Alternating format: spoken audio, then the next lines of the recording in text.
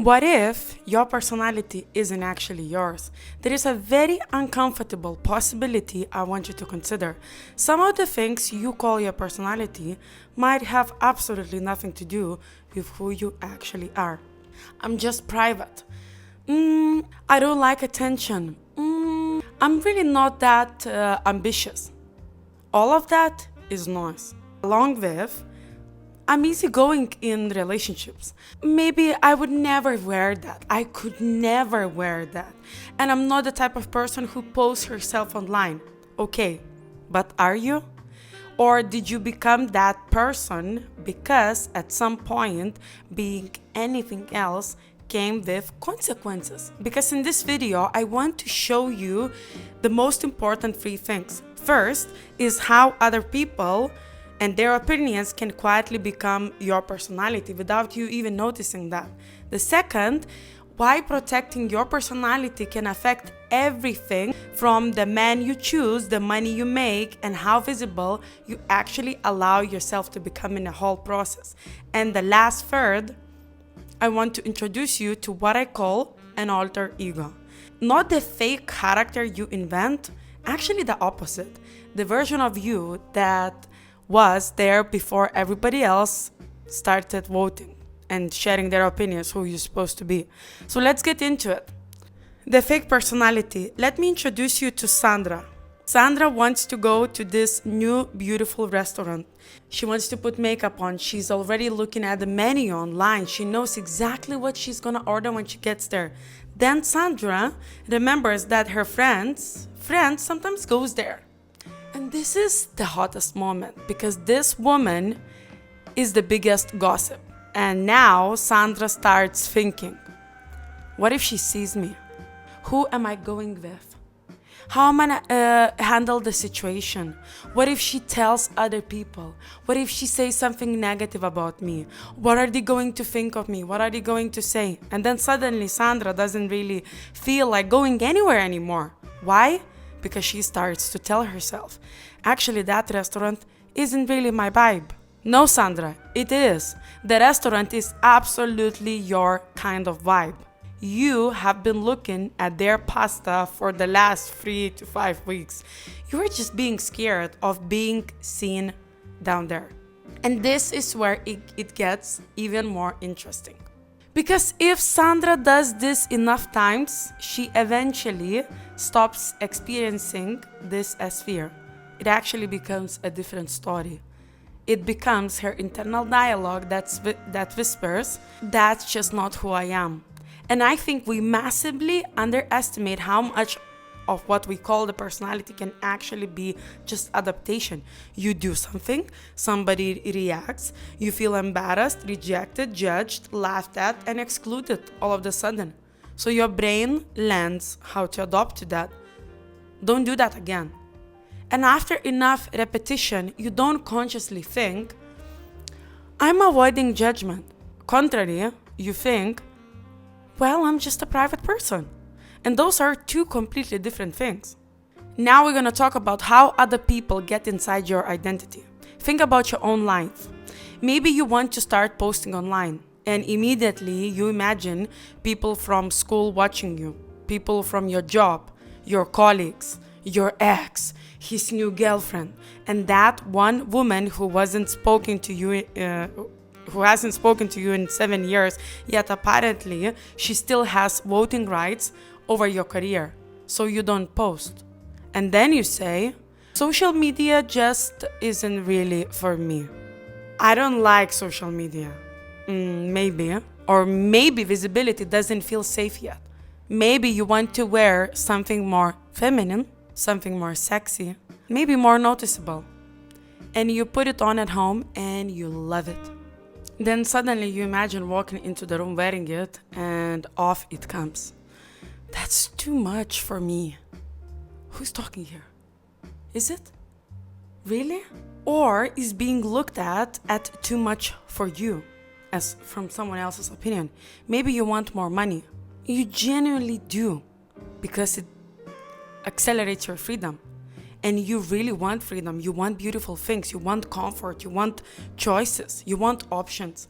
Yet somewhere along the way, you land that women who care about money are shallow, superficial, gold diggers. So now you have this very sophisticated personality trait called I'm just not motivated by money. Meanwhile, you would quite enjoy never checking your bank account before booking holiday. You would actually enjoy not looking at the prices before you buy something. So Sandra, please. And then there are men. And this gets especially interesting in relationships because women can build entire personalities around keeping connection going. I am just really understanding. Are you? Or are you terrified that having standards will make somebody leave? And leaving means equals that you are not good enough. So you then start to say, I don't need much attention. Is that actually true? Or did somebody once made your needs feel inconvenient, made you feel uncomfortable for having them? So you started saying, I'm just very chilled. Beautiful. Would you still be this chill if you genuinely believe that asking for what you wanted wouldn't cost you the relationship? It wouldn't cost this man leaving. Because sometimes that, what looks like a personality trait, is actually strategy. Be easy. Don't ask for too much. Just don't be difficult. Don't be intimidating. Don't even earn too much. Don't talk too much. Don't have too much energy. Don't laugh too loud. And don't want much overall. Don't be too sexual. Don't be too ambitious. Don't overdress. Don't overeat. Don't overthink. Don't be too visible. And then one day you wake up and call the collection of those rules me and my personality. That's just who I am. I always been like this. I am the type of person. Are you? So this is where your alter ego comes in. Now when I say alter ego, I do not mean creating some fake, confident character and pretending to be her. I actually think most people already spend enough time pretending. The fake personality is the one built around everybody else's expectations. Therefore, your alter ego is what I'm interested in uncovering underneath it. Who are you when nobody else gets to see, to vote, or to shape you and form you? What would you wear? Where would you go? What kind of people you would spend time with? What kind of places you visit? What would you create? What would you charge? Which man would you actually choose? And which man would you actually stop choosing? How much money will you allow yourself to make? And how visible would you actually become? What would you say if you were not rehearsing everybody else's reaction before you open your mouth? That woman interests me, and she probably is not somebody you need to become. She's actually somebody you need to stop interrupting. So try this. Here's something I want you to do after this video. For the next 7 days, every time you hear yourself say, "That's just not me," stop it.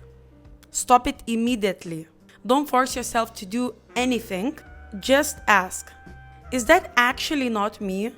Or am I pretending from somebody's reaction? That's it. Because sometimes the answer generally will be, no, I actually hate that. That's absolutely not me. Perfect. That's your self-knowledge. That's your biggest asset. And sometimes you're going to catch yourself. You will realize, oh, I actually do want to wear that. I do want to talk to this person. I do want to explore this. I do want to pose that. I do want to go there. I do want that kind of relationship. I do want this kind of man to approach me, to talk to me. And I do want to earn that much money doing that type of business. And I'm just uncomfortable with that one thing and what it actually says about me. And that is a completely different problem to solve. Because now we are no longer trying to manufacture confidence. We know that we are actually working with it. So the biggest real question maybe is not how do I become more confident? Maybe it's how much energy am I even spending protecting a version of myself I did not even choose. Because imagine where that energy could go instead. Into your body, into your work, into your passion, into your career, into your own money, into your kids, your friendships, your creativity, your relationships. Everything you choose for yourself, your actual life. And this is what we're going to explore inside this channel. The psychology behind attraction, confidence, money, identity, man, visibility, desire, and the woman underneath all the conditioning. Not how to perform her, but how to actually uncover her, because your alter ego might not be somebody you need to create. She might be the person who appears when you finally stop performing that fake personality. And Sandra is still outside the restaurant checking whether anyone she knows is inside. We'll come back for her. Subscribe if you actually want to go deeper. And I'll see you in the next one.